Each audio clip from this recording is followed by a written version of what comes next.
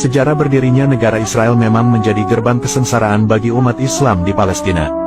Dahulu, Palestina pernah aman dan sejahtera di bawah kekuasaan Islam hingga berabad-abad lamanya.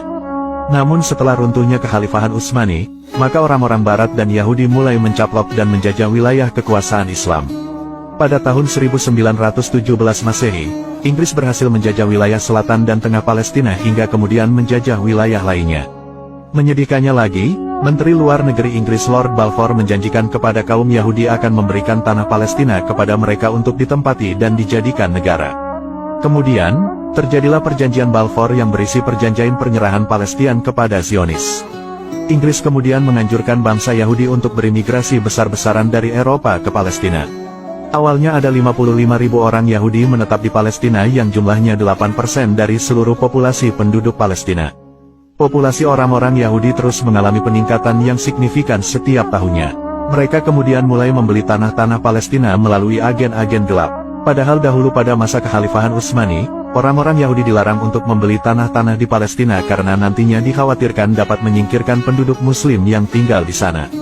Ketika bertambahnya tahun, akhirnya orang-orang Yahudi telah mampu menguasai 6,7% tanah Palestina.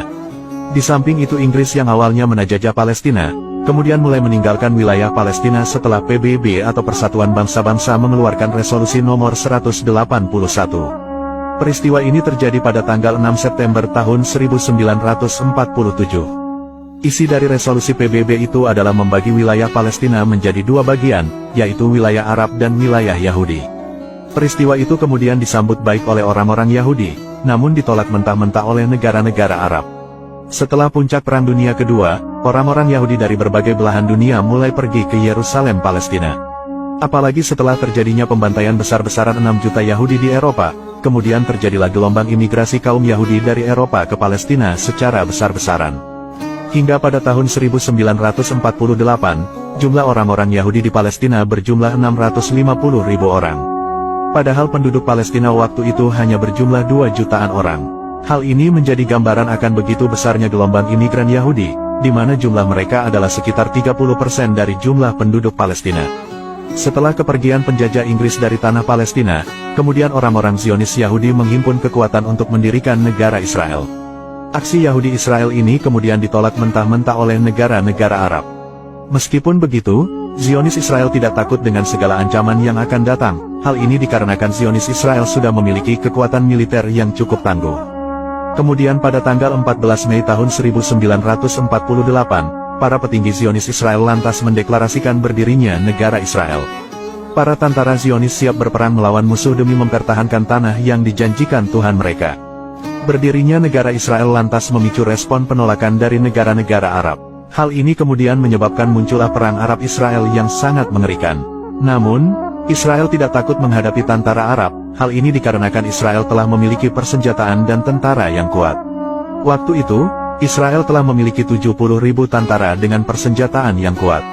Perang Arab-Israel awalnya pecah setelah sebelumnya Israel melakukan penyerangan brutal ke wilayah Deir Yasir pada tanggal 9 April tahun 1948. Wilayah itu merupakan perkampungan strategis yang berada di antara Yerusalem dan Tel Aviv.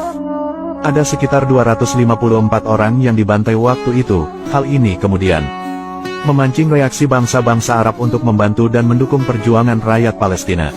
Namun, ternyata bantuan bangsa Arab tidak berpengaruh terhadap pembelaan rakyat Palestina. Hal ini disebabkan tidak adanya keseimbangan jumlah tentara yang berperang dalam perang Arab-Israel, di mana waktu itu tentara Arab hanya berjumlah 24.000 tentara sedangkan Israel berjumlah 70.000 tentara. Hal ini jelas tidak seimbang. Ditambah lagi dengan adanya persenjataan Israel yang cukup canggih.